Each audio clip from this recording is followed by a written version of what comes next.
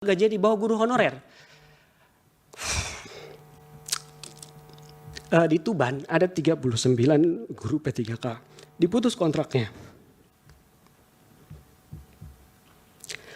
Dan di berbagai tempat pengkastaan ini memang sudah ada, kecuali guru P3K paruh waktu. Sudah P3K, dia menjadi paruh waktu. Mungkin ke depan per 8, per 12 saya tidak tahu. Lahirnya jenis guru ASN P3 paruh waktu berbarengan dengan tahun kedua kebijakan MBG yang diperkuat pada tahun 2026 dengan Undang-Undang APBN tahun 2026. Selain itu ternyata setelah ada P3 paruh waktu, harapannya guru honorer ini bisa terangkat dan lebih sejahtera. Justru temuan kami adalah bahwa gajinya lebih rendah daripada guru-guru honorer. Ini gambarannya supaya nanti akan saya sampaikan juga kesaksian teman-teman guru yang menitipkan pada saya.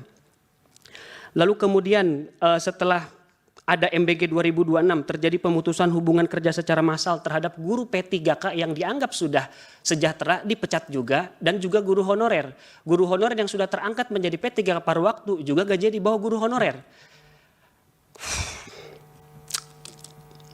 Di Tuban ada 39 guru P3K, diputus kontraknya. Dan di berbagai tempat, Cianjur, Jawa Barat, Lombok Timur, banyak sekali. Di Langkat, Sumatera Utara, di Blitar, ada guru P3 paruh waktu digaji 500.000 per bulan.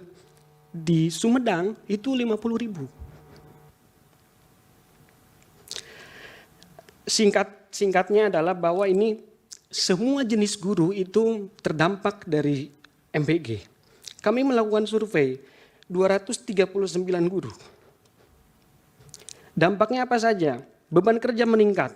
92 guru mengatakan seperti itu. Waktu mengajar berkurang karena program MBG itu nggak ada belajar-belajarnya. Ini pemerintah harus tahu. Penghasilan tidak mencukupi. Keterlambatan gaji, fasilitas pendidikan berkurang, tunjangan terlambat. Kesempatan diangkat P3K tidak ada. Ini Raja Sudrajat ini. Dia tidak punya kesempatan untuk diangkat. Tidak ada harapan dia itu.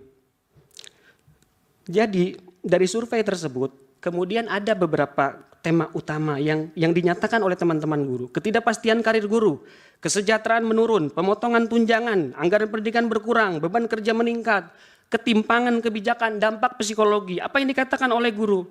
Saya ragu melanjutkan karir sebagai guru. Saya kurasi dari ratusan tersebut jadi 11 lah.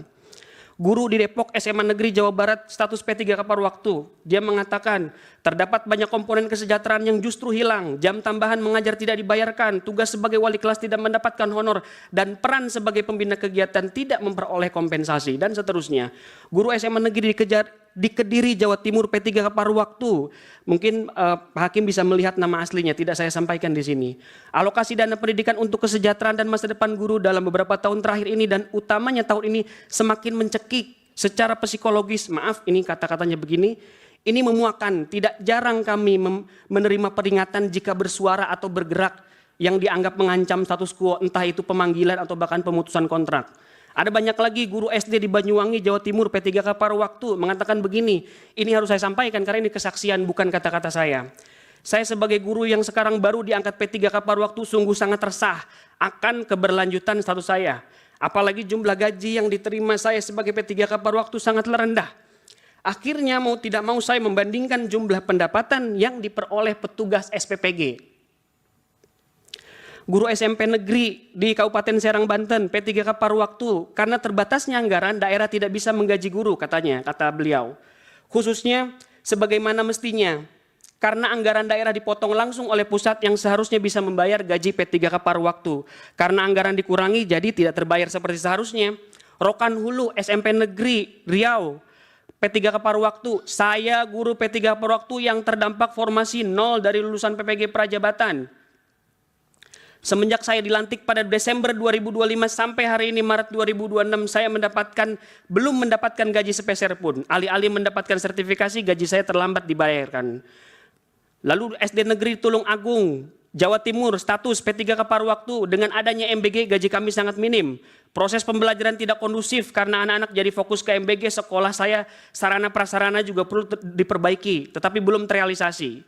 Ada masih banyak lagi, ada SD negeri di Bandung Barat, Jawa Timur, ada SMP negeri Kediri, Jawa Timur, ada SMP negeri di Sumedang yang mengatakan bulan November saya diangkat menjadi P3K paruh waktu yang sampai saat ini belum jelas kesejahteraannya karena anggaran daerah tidak mencukupi.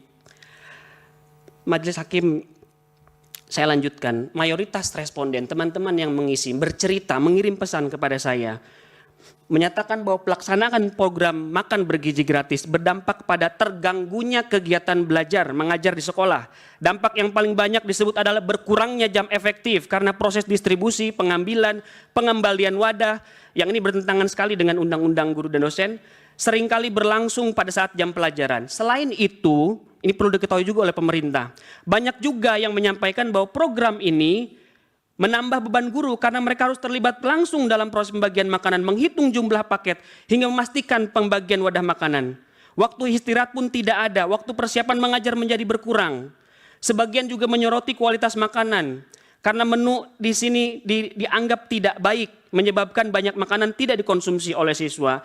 Majelis Hakim yang mulia, upaya yang kami lakukan secara konstitusional ini adalah upaya yang paling mendasar, jika boleh menyebut upaya terakhir. Karena akses untuk mengevaluasi agar anggaran kesejahteraan guru dalam anggaran pendidikan tidak diambil oleh MBG, tidak ada salurannya. Jujur saja, kami mau melapor ke polisi, polisi punya dapur SPPG. Kami mau melapor kepada Tentara Nasional Indonesia, tentara punya dapur SPPG. Kami mau melapor ke DPR RI, anggota DPR banyak yang punya dapur SPPG. Jadi emang ini jalan terakhir untuk kami mengadu. Kepada siapa lagi? Kepada konstitusi lah kami berharap, ya kalau nggak punya dapur ya. Majelis Hakim yang mulia, saya sadar kedudukan saya sebagai saksi, saya menyaksikan, melihat, membaca, menerima laporan-laporan dari para guru.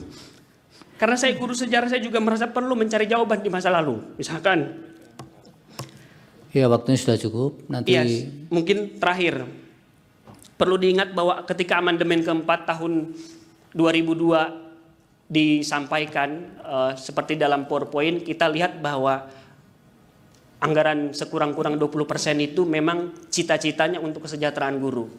Jadi kami berharap ini memang untuk guru dan tidak semestinya diambil oleh MBG. Sebelum saya tutup majelis yang terhormat, kiranya gugatan ini tidak mencapai apa yang kami harapkan, kami juga perlu menilai ulang apakah peran guru di negeri ini masih cukup baik.